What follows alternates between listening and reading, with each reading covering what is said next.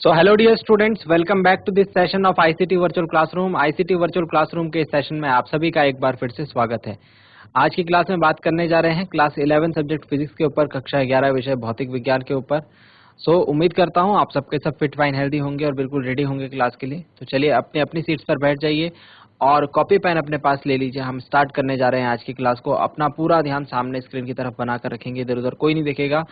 और आज की क्लास में हम लोग एक बहुत ही इंपॉर्टेंट और बहुत ही नई यूनिट को स्टार्ट कर रहे हैं, यूनिट्स एंड मेजरमेंट को, मात्रक एवं मापन को। तो पूरे ध्यान से इसके ऊपर अपनी नजर रखेंगे। जो भी चीजें बताई जाती है उनको बड़े ध्यान से आपको सुनना है, ठीक है। आगे की बातों को सीखने समझने के लिए हम चल रहे हैं स्मार्ट बोर्ड की स्क्रीन पर। तो डियर स्टूडेंट्स, क्लास को स्टार्ट करने से पहले मैं आपके साथ कुछ बातों के ऊपर डिस्कशन करना चाहूंगा, ठीक है। अपना पूरा ध्यान बिल्कुल फोकस जो है सामने स्क्रीन पर जरूर बनाकर रखेंगे और जो भी चीजें बताई जा रही हैं उनको नोट डाउन भी करेंगे, ठीक है। हम बात कर रहे हैं, ठीक है। तो चैप्टर नंबर 2 है हमारा,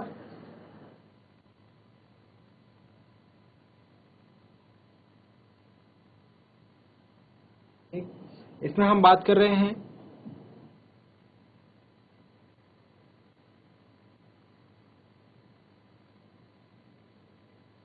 यूनिट्स एंड मेजरमेंट के ऊपर, मात्रक एवं मापन के ऊपर।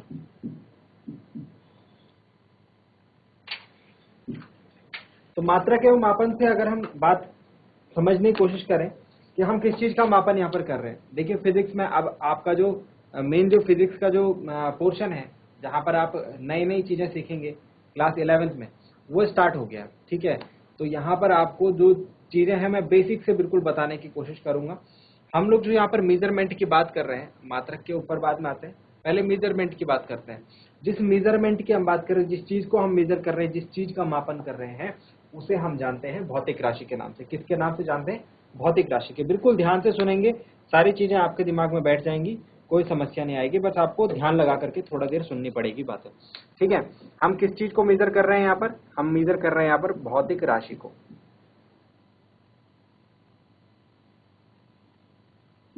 फिजिकल क्वांटिटी को। अब इसका एग्जाम्पल, इसके एग्जाम्पल बहुत सारे हो गए, है ना। हम यहाँ पर समय को भी भौतिक राशि बोलते हैं, है ना। मास द्रव्यमान को, लंबाई, चौड़ाई, ऊंचाई, है ना। इसके अलावा वेग हो गया, त्वरण हो गया, ये सारी की सारी क्या है? भौतिक राशियां हैं। बल हो गया, ठीक है। अब देखो ध्यान से,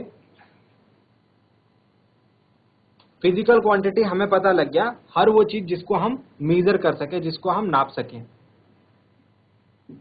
जिसको हम माप सकें, वो क्या कहलाती है? भौतिक राशि कहलाती है। इसके अलावा भौतिक राशि को हम दो पार्ट्स में कैटेगराइज करते हैं। भौतिक राशियां को दो पार्ट्स में हम कैटेगराइज करते हैं। एक होती है मूल भौतिक राशियां और एक होती है व्युत्पन्न भौतिक राशियां। मूल भौतिक राशियों को हम जानते हैं फंडामेंटल फिजिकल क्वांटिटीज के नाम से, और व्युत्पन्न भौतिक राशियों को हम जानते हैं डिराइव्ड फिजिकल क्वांटिटीज के नाम से। मूल और व्युत्पन्न, नाम से आप समझ रहे हो।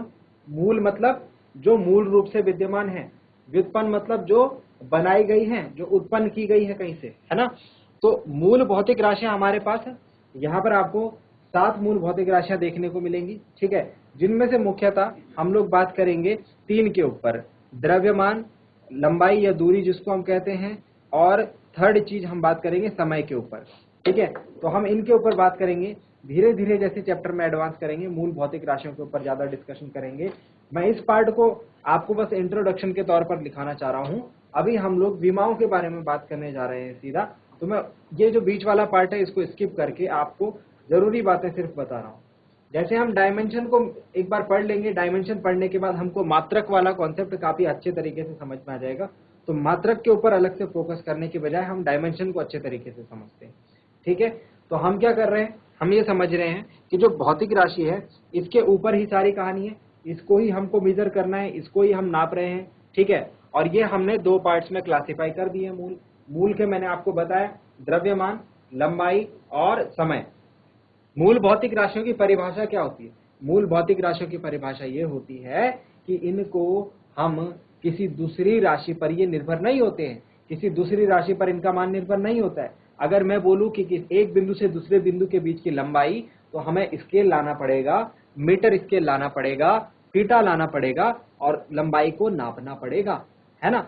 ऐसा नहीं कि हमारे पास कोई सूत्र होगा और उस सूत्र में हम मान रख करके लंबाई निकालें। समझ रहे हैं। तो कुछ भौतिक राशियां ऐसी होती हैं जो कि अन्य राशियों पर निर्भर नहीं होती है, उनको हम मूल भौतिक राशियां कहते हैं। इसमें मैंने आपको 3 एग्जांपल लिखा है, जो कि है द्रव्यमान, लंबाई या दूरी भी कह सकते हैं इसे, है ना, और समय। बेसिकली जिनका हम यूज करेंगे। मूल भौतिक राशियां और भी होती हैं। व्युत्पन्न भौतिक राशियां जो किसी से उत्पन्न की जाए। अब मैं अगर आपसे पूछूंगा एक गाड़ी जो है इतने समय में 4 घंटे में यहां से इतनी दूरी तय कर दी, उसकी चाल बताओ, तो आप क्या करेंगे, चाल बराबर दूरी बटे समय, पहले दूरी लिखेंगे फिर समय लिखेंगे फिर भाग करेंगे। समझ रहे हैं। तो चाल जो है किन किन राशियों पर निर्भर है, दूरी और समय पर। अगर मैं आपको ये नहीं बताऊंगा कि गाड़ी ने कितनी दूरी तय करी है, अगर मैं आपको ये नहीं बताऊंगा कि उसने कितना समय लगाया है, तो क्या आप चाल निकाल सकते हैं? हम नहीं निकाल सकते। तो कुछ भौतिक राशियां ऐसी होती हैं जिनकी वैल्यू निकालने के लिए, जिनके मान निकालने के लिए हमको अन्य भौतिक राशियों की सहायता लेनी होती है, या फिर हम ये भी कह सकते हैं कि ये भौतिक राशियां अन्य भौतिक राशियों से उत्पन्न हुई हैं, इसीलिए इन्हें व्युत्पन्न भौतिक राशियां कहा जाता है। तो इसके काफी सारे एग्जाम्पल हैं, मैं कुछ मुख्य एग्जाम्पल यहाँ पर लिख रहा हूँ। जैसे चाल हो गया, है ना, चाल हो गया, इसके अलावा वेग हो गया, बल हो गया, त्वरण हो गया आदि, है ना। अब बहुत सारे नहीं लिखूंगा, आप जो है चैप्टर में पढ़ते जाएंगे। अभी हमारा स्टार्टिंग चल रहा है 11th का। जैसे जैसे हम आगे जाएंगे, जैसे जैसे हम अपने सिलेबस को कवर करते जाएंगे, आपको काफी सारी नई भौतिक राशियां पढ़ने को मिलेंगी, काफी सारी नई जो आपको मात्रक हैं वो देखने को मिलेंगे। ठीक है, तो यहाँ पर समझ में आ गया आपको। भौतिक राशियों के हम लोग मेजरमेंट कर रहे हैं, भौतिक राशियों को हमको नापने की जरूरत पड़ रही है, और ये हमने 2 कैटेगरी इसकी बना दी है, मूल भौतिक राशियां और व्युत्पन्न भौतिक राशियां। साथ ही साथ मूल भौतिक राशियां वो हो गई जिनके मान किसी अन्य भौतिक राशि पर निर्भर नहीं होते हैं, जबकि व्युत्पन्न भौतिक राशियां वे राशियां हो गई जिनके मान जो है अन्य भौतिक राशियों से ये उत्पन्न हुई होती हैं, या फिर इनके मान अन्य भौतिक राशियों पर निर्भर होते हैं। इतनी बात समझ में आ गई। अब आते हैं मात्रक के ऊपर। तो मात्रक किसका लिखते हैं, किसी भौतिक राशि का। मात्रक किसका लिखते हैं, किसी भौतिक राशि का। ठीक है, जैसे मैं अगर आपसे एक बात कहूं, आपसे पूछूं कि आपकी जो ये फिजिक्स की क्लास चलती है ये कितने समय के लिए चलती है, तो आप कहेंगे सर ये 35 मिनट्स के लिए चलती है, 35 मिनट के लिए चलती है। तो यहाँ पर आपने समय को बताने के लिए 2 चीजें मुझे बताई, एक तो एक आंकिक मान बताया, और दूसरा एक जो आंकिक मान की वैल्यू को डिनोट कर रहा है वो चीज बताई, है ना। इसको हम मात्रक कहते हैं। मतलब अगर मैं सिर्फ बोलूं 35, अगर मैं आपसे पूछूं आपकी फिजिक्स की क्लास कितने टाइम चलती है, कितने समय के लिए चलती है, और आप कहें सिर्फ 35 या 35, तो ये 35 तो कुछ भी हो सकता है, 35 सेकंड भी हो सकता है, मिनट भी हो सकता है, आवर भी हो सकता है। तो ये जो इसके पीछे मिनट लिखा हुआ है, ये एग्जैक्ट बता रहा है कि 35 मिनट तक ये क्लास चलती है, यानी कि 35 घंटे नहीं और 35 सेकंड नहीं। समझ रहे हैं बात को, इस बात को समझ रहे। तो हर एक भौतिक राशि को समझाने के लिए हमें 2 चीजों की आवश्यकता हमें पता लगी। या फिर सिर्फ मैं बोलूं इतने मिनट चलते, या फिर मैं आपसे पूछूं कि आपकी भौतिक विज्ञान की क्लास कितने टाइम चलती है, तो आप कहेंगे मिनटों में चलती है, मिनट चलती है। आप मुझे संख्या नहीं बताएंगे कितने मिनट चलती है, तो भी मैं फाइंड आउट नहीं कर पाऊंगा। समझ रहे हैं ना बात को। तो मुझे अगर समय को बताना है तो मुझे 2 चीजें जरूरी चाहिए, एक तो संख्या चाहिए, आंकिक मान चाहिए, और एक उसके पीछे मात्रक चाहिए। इसी प्रकार से किसी भी भौतिक राशि को निरूपित करने के लिए 2 चीजों की आवश्यकता होती है। इसीलिए हम फिजिकल क्वांटिटी को इस तरीके से लिखते हैं। देखो, Q is equal to n u, इस फॉर्मूला को याद रखेंगे, इसको हम आगे यूज करेंगे, इस पर हम आगे न्यूमेरिकल्स करेंगे। Q is equal to n u का क्या मतलब है, Q का मतलब है कोई भौतिक राशि, Q का मतलब क्या है, कोई भौतिक राशि। N का मतलब है उसका आंकिक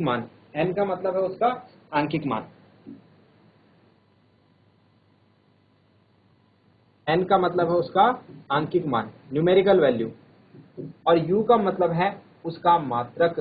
तो हर एक भौतिक राशि को निरूपित करने के लिए हमको दो चीजों की आवश्यकता होती है, उसके आंकिक मान की और उसके मात्रक की। इसको जरा जल्दी से नोट डाउन करेंगे और फिर हम आगे की बातों को सीखने समझने के लिए चलते हैं। भौतिक राशि Q is equal to n into u. अब ये जो मात्रक है, अब हमें समझ में आ गया है कि किसी भी भौतिक राशि को दिखाने के लिए मात्रक दिखाना ही दिखाना है ना। जिसका मात्रक होगा मात्रक दिखाना ही है। हालांकि मात्रकों के आधार पर हम राशियों को अलग अलग तरीके से डिफाइन करते हैं। कुछ राशियों के मात्रक होते हैं, कुछ के नहीं होते हैं। वो हम डिस्कस करेंगे कि किन किन राशियों के मात्रक होते हैं, किन किन के नहीं होते हैं। ऐसी राशियां जिनकी जो वैल्यू होती है वो समान भौतिक राशियों के अनुपात में होती है, उनके मात्रक नहीं होते हैं। जैसे मैं आपसे कहूं कि आपने क्लास 10th में एक भौतिक राशि के बारे में पढ़ा था। आपने क्लास 10th में क्या पढ़ा था? एक भौतिक राशि के बारे में पढ़ा था। उसका नाम है अपवर्तनांक। तो अगर मैं अपवर्तनांक की बात करूं तो n इज इक्वल टू, आपने फॉर्मूला पढ़ा था, अगर मैं इसको इन शॉर्ट बोलूं, V/C, है ना। n इज इक्वल टू हमने एक फॉर्मूला पढ़ा था, या फिर माध्यम 1 में प्रकाश की चाल बटे माध्यम 2 में प्रकाश की चाल, है ना। तो ऊपर भी क्या था? चाल था, और नीचे भी क्या था? चाल था। समान राशियों का अनुपात है, इसीलिए अपवर्तनांक का कोई मात्रक नहीं होता। तो कुछ ऐसी भौतिक राशियां भी हैं जिनके मात्रक नहीं होते हैं, कुछ ऐसी भौतिक राशियां हैं जिनके मात्रक होते हैं। तो बेसिकली हमें जो है मात्रक समझ में आ गए हैं कि मात्रक जो है किसी भी भौतिक राशि को दर्शाने के लिए एक यूजफुल थिंग है, एक जरूरी चीज है। अगर मात्रक नहीं पता होगा तो हम किसी भौतिक राशि को स्पष्ट रूप से, सटीक रूप से नहीं बता सकते, उसके मान को हम क्लेरिफाई नहीं कर सकते हैं। दूसरी चीज, ये मात्रक कितने प्रकार के होते हैं? तो जिस तरीके से भौतिक राशियों को हमने दो कैटेगरीज में डिवाइड करा था, उसी तरीके से मात्रक भी दो प्रकार के होते हैं भाई। अब ये चीज आपको आसानी से समझ में आ जाएगी। हमने क्या बोला था? भौतिक राशियां दो प्रकार की होती हैं, मूल भौतिक राशियां और व्युत्पन्न भौतिक राशियां। उसी प्रकार से जो मात्रक हैं ये भी दो प्रकार के होते हैं, मूल मात्रक और व्युत्पन्न मात्रक। तो मूल कौन से हो गए? जो मूल भौतिक राशियों के मात्रक होंगे वो मूल मात्रक होंगे। जैसे द्रव्यमान का मात्रक होता है किलोग्राम, ठीक है। इसके अलावा लंबाई का मात्रक होता है मीटर, ठीक है। समय का होता है सेकंड आदि। ये सारे क्या है? मूल मात्रक हैं। इसके अलावा व्युत्पन्न मात्रकों के ऊपर बात करें तो व्युत्पन्न मात्रक में हमारा आ जाएगा कार्य का मात्रक जूल, जिसको हम कहते हैं, बल का मात्रक न्यूटन, है ना, त्वरण का मात्रक मीटर प्रति सेकंड स्क्वायर आदि। तो जो मूल राशियों के मात्रक होंगे वो मूल मात्रक कहलाएंगे, जबकि जो व्युत्पन्न राशियों के मात्रक होंगे वो व्युत्पन्न मात्रक कहलाएंगे। यहाँ पर हम मात्रकों की पद्धतियां पढ़ते हैं, इसके बाद मात्रकों की पद्धतियों को पढ़ते हैं, ठीक है। ये बातें समझ में आ रही, ठीक है। हम आकर के डिटेल में समझेंगे किसको? हम आकर के डिटेल में समझेंगे डायमेंशनल एनालिसिस को। ये आपका थ्योरेटिकल पोर्शन है। जो बातें हैं मैं आपको बताने की कोशिश कर रहा हूँ। मात्रकों की जो मापन की पद्धतियां हैं वो तीन होती हैं। मात्रकों की पद्धतियां,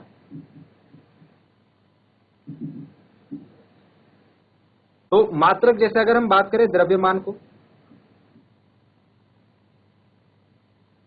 लंबाई को या फिर समय को, मैंने क्या कहा? मुख्यतः हम इन तीनों के ऊपर बात करेंगे। द्रव्यमान m है, लंबाई l है और समय हम t से डिनोट कर रहे हैं, ठीक है। हम द्रव्यमान को ग्राम में भी ले सकते हैं, ग्राम में भी नाप सकते हैं, किलोग्राम में भी नाप सकते हैं, है ना। इसके अलावा लंबाई को पहले लिखते हैं।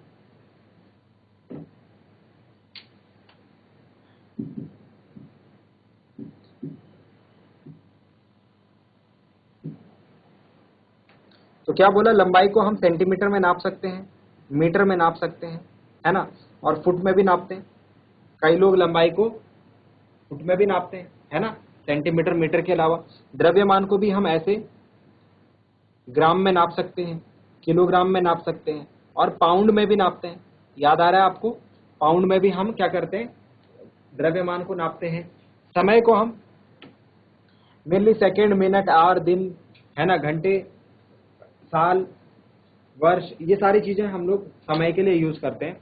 तो समय को हम यहाँ पर सेकंड ले रहे हैं। क्यों? क्योंकि यहाँ पर तीन पद्धतियां बन रही हैं मात्रक की। नंबर 1 पद्धति ये, अब आप इसको इजीली समझ सकते हैं। इस पद्धति का नाम क्या है? CGS पद्धति। पहली पद्धति क्या है? CGS पद्धति। सीजीएस पद्धति में क्या होता है? सीजीएस पद्धति में वो पद्धति है जिसमें लंबाई को सेंटीमीटर, द्रव्यमान को ग्राम और समय को सेकंड में नापा जाए। ये पद्धति सीजीएस पद्धति कहलाती है। इजी हो रहा है ना, इजीली बता सकते हैं आप। दूसरी पद्धति जो है, दूसरी जो पद्धति है मात्रकों को नापने की, दूसरा जो सिस्टम है वो हो गया MKS। दूसरा सिस्टम हो गया MKS, ठीक है। तो MKS पद्धति कौन सी हो गई? वो पद्धति, वो सिस्टम जिसमें लंबाई को मीटर में, द्रव्यमान को किलोग्राम और समय को सेकंड में नापा जाए, उसको हम MKS सिस्टम कहते हैं। और तीसरा पद्धति हो गई ये, तीसरी पद्धति हो गई ये FPS पद्धति। FPS पद्धति कौन सी हो गई? FPS पद्धति वो पद्धति हो गई, वो सिस्टम हो गया जिसमें लंबाई को फुट, द्रव्यमान को पाउंड और समय को सेकंड में नापा जाए। इसको हम FPS सिस्टम कहते हैं। तो मात्रकों के मापन की पद्धति आपको इजीली समझ में आ गई, सिस्टम ऑफ मेजरिंग यूनिट समझ में आ गया, ठीक। नेक्स्ट हम ये बात देखते हैं कि ये जो पद्धतियां हैं ये अलग अलग तौर पर, अलग अलग तरीके पर इससे पहले वर्ल्ड के अलग अलग कोनों में चलती आ रही है। जैसे मतलब अगर इसकी बात करें, FPS सिस्टम की बात करें, तो इसको हम एक और नाम से जानते हैं, इसको हम ब्रिटिश पद्धति भी कहते हैं। इसको हम क्या कहते हैं? इसको हम ब्रिटिश सिस्टम भी कहते हैं, क्योंकि ब्रिटेन में ये सिस्टम बहुत फॉलो होता है। अब आपने देखा होगा इंडिया में भी हम लोग इसको यूज करते हैं। क्यों? क्योंकि आप जानते हैं इंडिया जो है काफी टाइम जो ब्रिटेन है उनका गुलाम रहा, तो उनकी जो सिस्टम है वो इंडिया में भी काफी फॉलो होती है। आप देखेंगे जब आप केक लेने जाते हैं, किसी के बर्थडे का केक लेने जाते हैं, तो आप ये नहीं बोलते कितने किलोग्राम या कितने ग्राम का केक चाहिए, आप बोलते हैं कितने पाउंड का केक चाहिए। 1 पाउंड का केक, 2 पाउंड का केक, समझ रहे हैं? तो ये पाउंड कहाँ से आया? ये पाउंड इस सिस्टम से आया। पाउंड आप क्या बता रहे हैं? उस केक का द्रव्यमान बता रहे हैं। अब समझ रहे हैं बात को? अब आपकी बात समझ में आ रही होगी, है ना। इसी तरीके से फुट बोलते हैं। आप कई बार पूछ लेते हैं कि हमको एक खड्डा खोदना है, कितने फुट गहरा खड्डा खोदना है, या फिर मेरा दरवाजा कितने फुट लंबा होना चाहिए। ये सारी चीजें क्या है? ये सारी चीजें मात्रक हैं। ये मात्रक हम इन्फ्लुएंस हुए इन मात्रकों से, समझ रहे हैं? क्योंकि ब्रिटिश सिस्टम के मात्रक हैं, हमने ये सुने हैं तो हम भी इन्हें यूज करते हैं।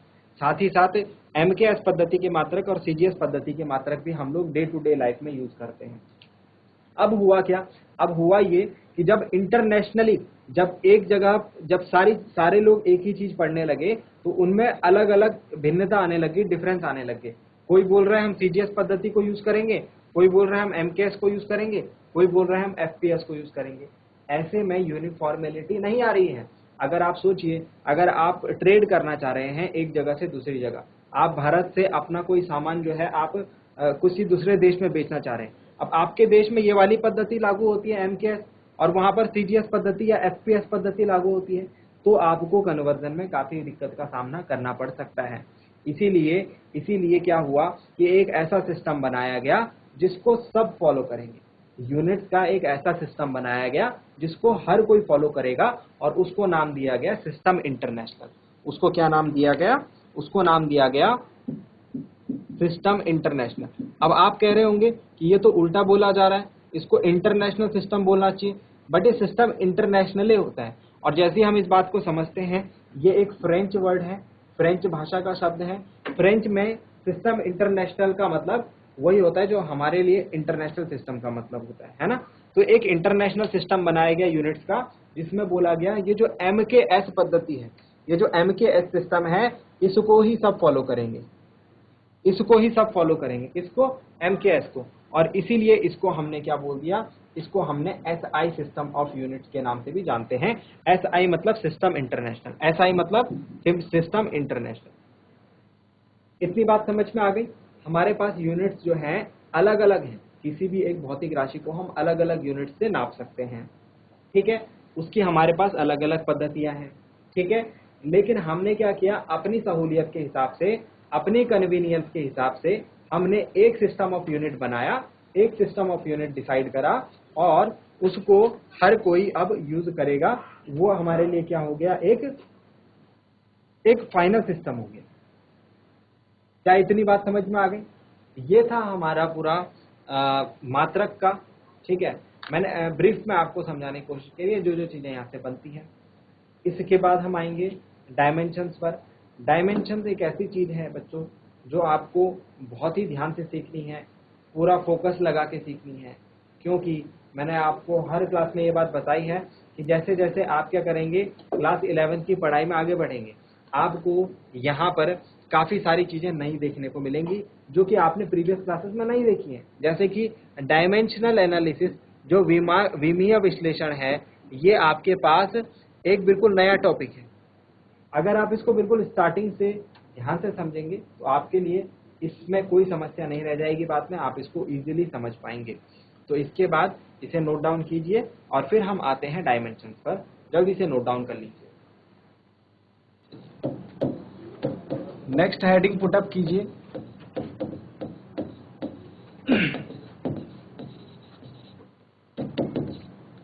डायमेंशनल एनालिसिस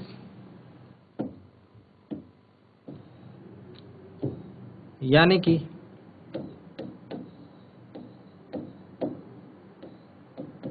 विमीय विश्लेषण।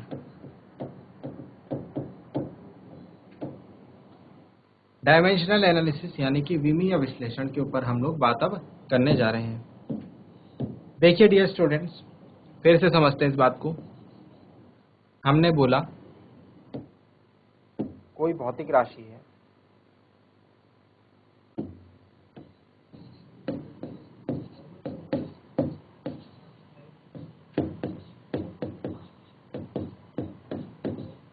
कोई फिजिकल क्वांटिटी है, इसको हम दो पार्ट में डिवाइड करते हैं, मूल यानी कि फंडामेंटल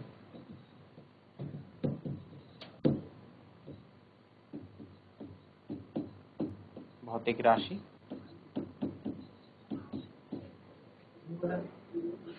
और दूसरा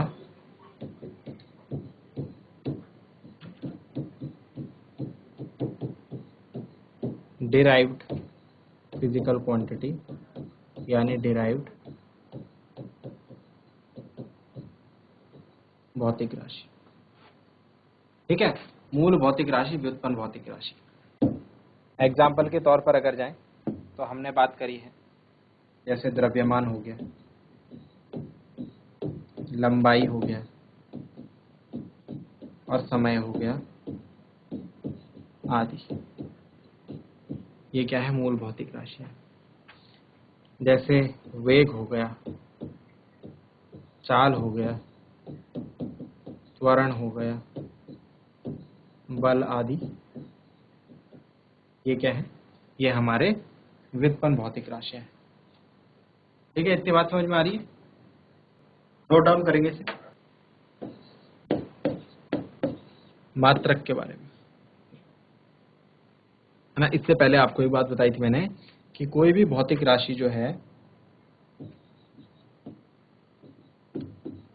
उसका निरूपण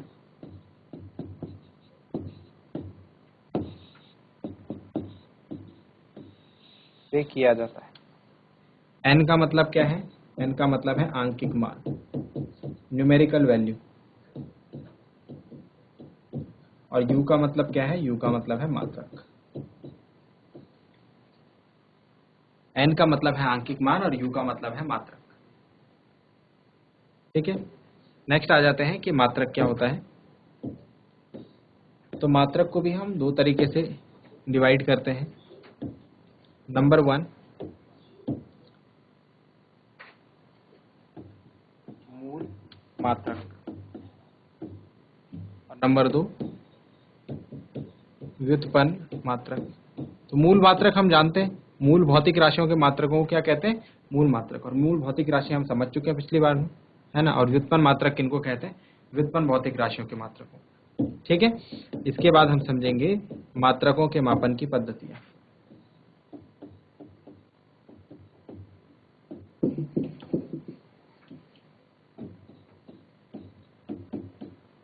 तीन पद्धतियां हमने देखी, कौन कौन सी?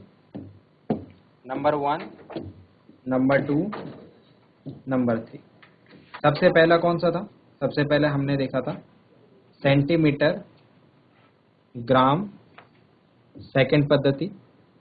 फिर हमने देखा मीटर, किलोग्राम, सेकंड पद्धति। फिर हमने देखा फुट, पाउंड, सेकंड पद्धति। नाम की बात करें तो इसे हम जानते हैं CGS से, इसे हम जानते हैं MKS से, और इसे हम जानते हैं FPS। ठीक है, फाइनली हमने MKS को क्या करा है, SI सिस्टम बनाया है, सिस्टम इंटरनेशनल, जिसको हम सब फॉलो करते हैं। सो डियर स्टूडेंट्स, उम्मीद करते हैं आज की क्लास में आपको जो जो बातें बताई गई वो समझ में आया होगा, आपको कुछ नया सीखने को जरूर मिला होगा। मिलते हैं अगली क्लास में ऐसे ही किसी इंपॉर्टेंट और इंटरेस्टिंग टॉपिक के साथ। क्लास से जुड़ने के लिए आप सभी का बहुत बहुत धन्यवाद। Thank you very much and have a nice day.